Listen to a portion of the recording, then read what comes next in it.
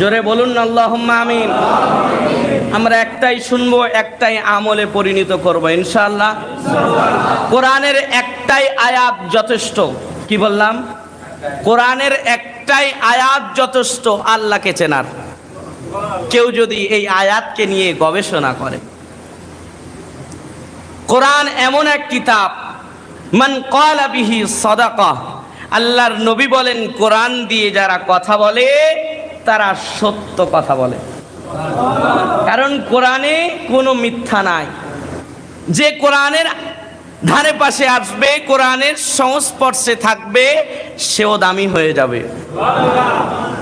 আমার আব্বা জানেরা, আমার ভাই জানেরা, আল্লাহর নবী, আল্লাহর হাবিব মুহাম্মাদুর রাসূলুল্লাহ সাল্লাল্লাহু আলাইহি ওয়াসাল্লাম তিনি বলেন, ইন্নাস সিদকা ইয়াহদি ইলাল বির ওয়া ইন্নাল বিররা ইয়াহদি ইলাল জান্নাহ। জোরে বলো।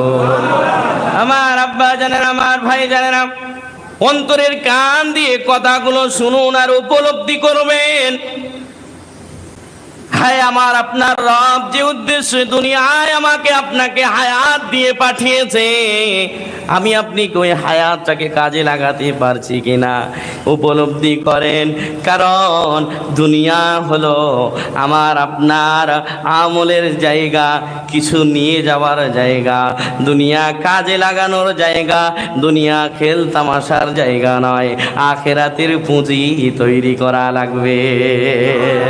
ও দুনিয়ার মানুষ, আল্লাহর নবী, আল্লাহর হাবিব মুহাম্মাদুর রাসূলুল্লাহ সাল্লাল্লাহু আলাইহি ওয়াসাল্লাম তিনি বলেন, ইন্নাস সিদকা ইয়াহদি ইলাল বির, সত্য মানুষকে কল্যাণের পথ দেখায়, ওয়া ইন্নাল বিররা ইয়াহদি ইলাল জান্নাহ, আর এই কল্যাণ মানুষকে জান্নাতের পথ দেখায়। ও দুনিয়ার মানুষ, ও আমার আব্বা জানেনা, আমার ভাই জানেনা, কোরআন মহা সত্য কিতাব। কোরআন আল্লাহ রাব্বুল আলামিন আমার আপনার নবীর উপরে নাযিল করলেন। আল্লাহর নবী বলেন, কেউ যদি কোরআন বাদ দিয়ে হেদায়েত খুঁজতে চায়, কি বাদ দিয়ে?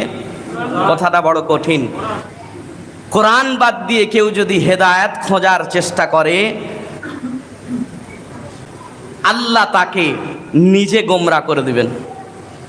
কোথার ওয়েট বুঝছেন? কেউ যদি কোরআন বাদ দিয়ে হেদায়েত খোঁজার চেষ্টা করে, আদাল্লাহুল্লাহ, আল্লাহর নবী বলেন আল্লাহ নিজে তাকে পথভ্রষ্ট করে দিবেন। তাহলে আমরা ইমানদার আল্লাহর গোলাম হিসাবে আমরা আজকে প্রতিজ্ঞা করি, যেখানে কোরআন সেখানে আমরা।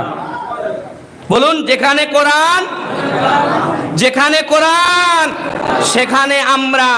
মুজাদ্দিদে জামান আল্লাহর ওলি আল্লামা আজহানগাছি রহমাতুল্লাহ আলাইহি তিনি কোরআনের কথা বলেছেন বলে আমরা তানার কথা মান্যতা দিয়েছি।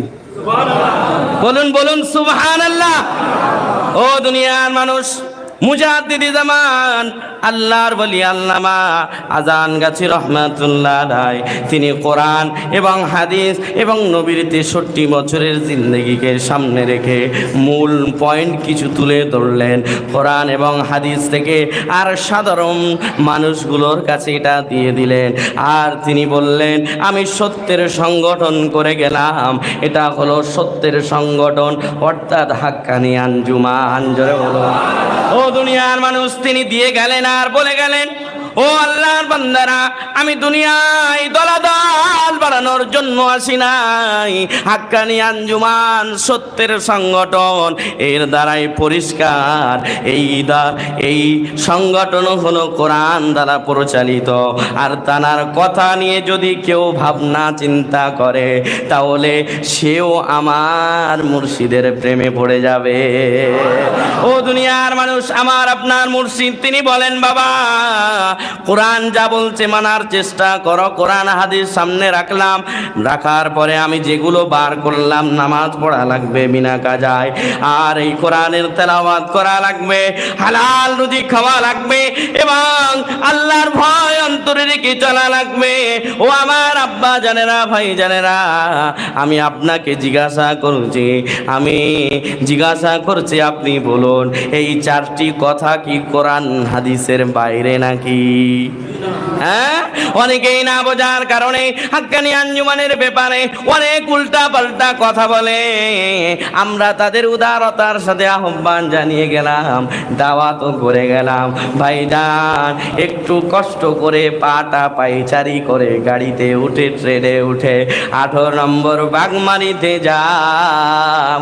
আল্লাহর বলি আল্লামা আজান গাজী রহমাতুল্লাহ আলাইহির যে দরবার, যে প্রতিষ্ঠান তিনি 1876 খ্রিস্টাব্দে করে গিয়েছিলেন, সেই প্রতিষ্ঠানে যান।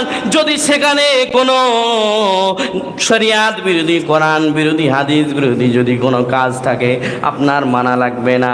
আচ্ছা, আমি আপনাদের কাছে একটাই কথা বলি, যারা নবী এবং আল্লাহর বন্ধুদের ভুল ধরার জন্য গিয়েছে, তারা যুগে যুগে আল্লাহর বন্ধু এবং নবীদের প্রেমে পড়ে গেছে। এমন পীরের এমন মাজার, এমন পীরের এমন মাজার কোথায় আছে বলো ভাই?